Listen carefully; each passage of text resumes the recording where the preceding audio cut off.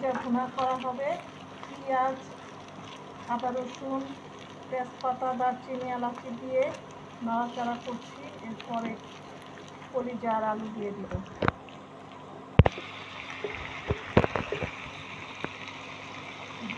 হলুদ 1 চামচ,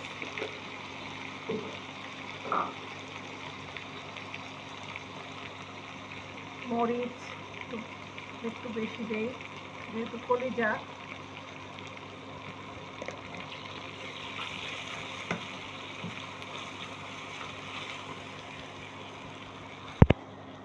কলিজা আর আলু দিয়ে দিলাম।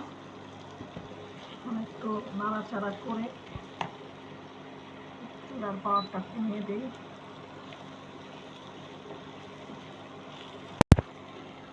পানি দিয়ে দিলাম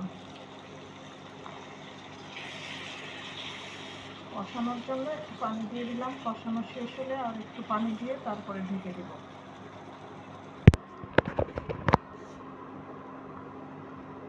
পানি দিয়ে দিলাম, ঢেকে দিব।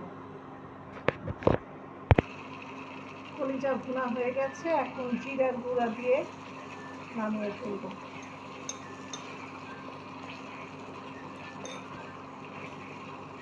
তরকারির কালারটা খুবই সুন্দর হয়েছে, দেখতে খুবই লোভনীয় লাগছে। আল্লাহ হাফেজ।